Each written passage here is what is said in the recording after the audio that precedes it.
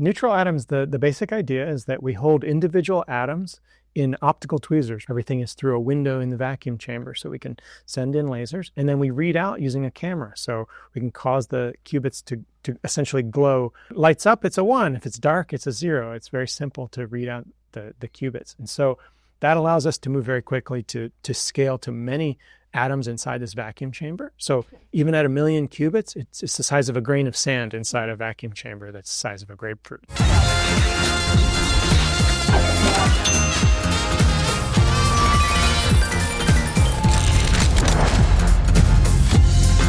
欢迎收看投资聊一下，我是吴彩妮。在我们一系列的量子电脑访问当中那离子井呢，它用的是带电的离子作为量子位元，是天然的。超导体的技术用的是人造的原子作为量子位元。那现在我们要介绍的这一家公司Atom Computing， 它用的是中性的原子作为量子位元。这也是天然的。那到底 Atom Computing 它的量子位元跟其他技术来相比，到底是有什么样的优势呢？今天我们就很荣幸请到 Atom Computing 的 Chief Product Officer Mr. Justin Ging 来跟我们聊聊。Hello, Mr. Ging. Welcome to our show today. Thank you for coming. Thank you for having me. So we are excited to share your thoughts. Atom Computing uses neutral atom technology. Can you explain the reason for this choice? Is it easier to scale? Neutral atoms, you touched on it. Scalability is the main reason for using neutral atoms. We can go to very large numbers of qubits very quickly through each generation. So we increase our qubit count 10x every generation of system, which is much faster than the other technologies. I think people are interested in what is neutral atoms because it's kind of new for our quantum industry. Can you explain it more?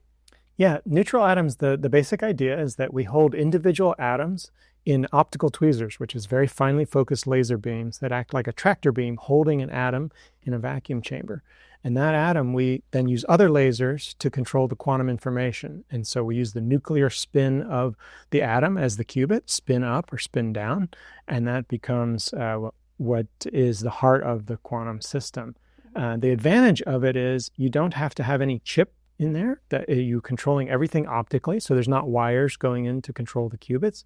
Everything is through a window in the vacuum chamber, so we can send in lasers, and then we read out using a camera, so we can cause the qubits to essentially glow. Lights up, it's a 1. If it's dark, it's a 0. It's very simple to read out the qubits. And so that allows us to move very quickly to scale to many atoms inside this vacuum chamber. So even at 1 million qubits, it's the size of a grain of sand inside a vacuum chamber that's the size of a grapefruit. So lots of room to put these neutral atoms in a system. And so we can scale very quickly and we can control many at the same time. So when we talk about quantum advantage, it refers to a quantum computer that can solve a specific problem faster than any existing classical computer. So do you think neutral atom technology can achieve quantum advantage within the next 5 years? What are the key factors? We do believe that within 5 to 6 years, we'll have gone 2 generations of systems, which gets us 100x the number of qubits we have now, which is into the realm of doing economically valuable applications. And so having that advantage in doing it. And that's really by having enough physical qubits to make what's called logical qubits and do the computation that is economically valuable. So is there any obstacles to apply these atoms? There's a lot of engineering involved, a lot of specialized optics to be able to execute at these large scale. The systems are relatively small. They're kind of like a medium-sized conference room type size of a system, so not too large. And the power consumption is relatively low, kind of like 1 rack of computer type of power. But the engineering that goes into that in terms of having the ability to control the atoms with lasers and use cameras to read out those things. Those are the challenges that we face. But not science, but more engineering. Oh, I see. So compared to other technologies, especially in this quantum forum, we see a lot of new technologies. What are the advantages that neutral atoms can solve? So it's really about getting to the goal faster. So by scaling up, we can provide the kinds of very deep circuits with a number of qubits that we need to do these complex algorithms that are the applications that people are interested in. And so getting to that capability is what other modalities will struggle with to scale.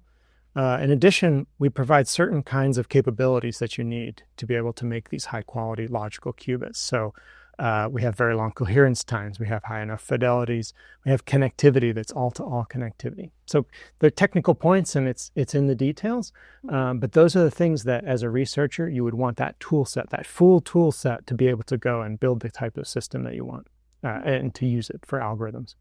So would you please tell us more about collaboration between Atom Computing and Microsoft? What service do you provide to the customers? Yeah, so our collaboration with Microsoft is both on a technical side and a commercial side. So technically, we do research together in co-design so that with our hardware and their software, we combine them to make sure that the algorithms that they run are optimized on our system. So we make tweaks to our hardware to make sure it's aligned to their algorithms, and they make tweaks to their algorithms to make sure that the hardware is very well aligned. And so we've done multiple publications together, and we'll continue to work with them. On the commercial side, we have an offering that is our hardware with their layers of software on top. So a full stack offering, which is very good for building a quantum ecosystem. So in a quantum ecosystem, you want to have researchers and a tool to do that research. That's where our hardware comes in. But to be truly successful in building an ecosystem, you also want to have the ability to have workforce development. People get trained. And so it needs to be accessible to people who are quantum novice that don't know all the details. And so with the layers of software that they have on top, and including AI types of things with Copilot, to be able to have people use that quantum more accessibly. So Copilot, help me design a molecule using quantum in this way. And then they can access quantum without being a quantum expert. I understand. Compared to Microsoft, Atom Computing is rather a new company, right? So we're curious, with the collaboration with these two companies, did you do any adjustments in your original technology roadmap? And how about your business model? Did you tweak it? Well, our business model is to sell systems, and that's what we're doing. So not so much tweak on that, but definitely on the hardware itself, we made minor adjustments to our architecture to accommodate the types of algorithms that we want to do together. And so it's all been in a very positive direction so that we can make our hardware best tuned for the algorithms. And Microsoft has brought that expertise to it and to kind of inform each other how best to achieve the goal. It sounds really supportive from them, right? Oh, very much. Okay. In both directions, yes. Yeah. So we know the potential market size of quantum computing is huge. So which sectors, such as energy, finance, or healthcare, do you believe will be the first to benefit from neutral atom technology? We think that the first types of subject area is going to be around molecular simulation, which affects materials, chemistry, pharmaceuticals, and those types of things. But it will quickly spread to these other types of applications. So there are certain types of materials that, with the smallest quantum computers, that you can start to do some things. So we think that'll be part of it. And the other area that might see some early stage implications are with AI. So using quantum to help train AI to be better. So providing new information for AIs to train on by using the quantum computer. So would you please deep dive the AI part? What is the collaboration between AI and your Atom quantum? Well, if you have an AI model, you train on all of human knowledge. And at some point, that's as detailed as it can get. If we can use quantum computers to, for example, model a molecule and understand the dynamics with that simulation and feed that better, more higher resolution modeling of the molecules, then the AI can train on that and provide a higher resolution type of estimation of extrapolating to other molecules and be a better predictor of things. So if you imagine a situation where you say, you try to reduce, here's all my potential molecules, but I want it to meet certain criteria. Well, now I can filter it down using AI, but maybe that still leaves 10 possible types of things. And at some point you have to go into a lab and do all the wet work to actually simulate it. Well, that's a lot of work. Yes. So if you can reduce that to only 3 candidates or 2 or even 1, that's a huge benefit on the amount of time it takes to find that type of material that you're looking for. So could you share with us the latest project that Atom Computing is currently working on and what milestones you expect to achieve? We're really trying to race towards quantum advantage, like we were talking about, and really to do that is error correction research. So it's to build a logical qubit. Logical qubits themselves are algorithms run on physical qubits.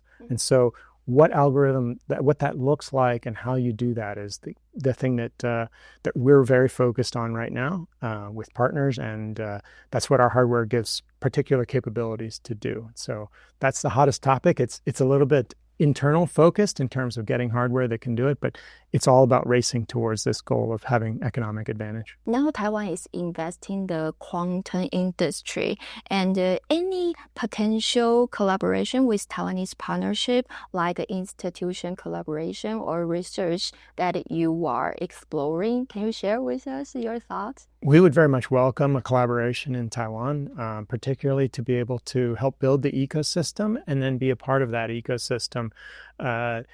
Collaborations with researchers at the technical level, but further with government to understand what the applications can be, and with industry as well to explore those types of deployments of quantum capability. So if we want to, like Taiwan wants to advance our quantum technology, do you have any advice on it, or what kind of suggestions you would like to provide? We believe that having hardware on premises is the key to building a strong ecosystem. And so it provides something for the community, both researchers, industry, who are looking at how does quantum apply to their particular industry and their problems, and also for government, for workforce training and for setting policies that are aligned to how best to grow quantum capability within the region. Okay, thank you for sharing your perspective with us, and we hope you can visit Taiwan again soon and bring more exciting news for us. Look forward to it. Thank you. Thank you. 好，非常感谢 Mr. Ging 今天来上我们节目哦。那大家如果想要了解在国际上更多的量子相关话题的话，也请锁定未来财经投资聊一下，按赞订阅，开启小铃铛。我们下次再会。本节目感谢赞助播出。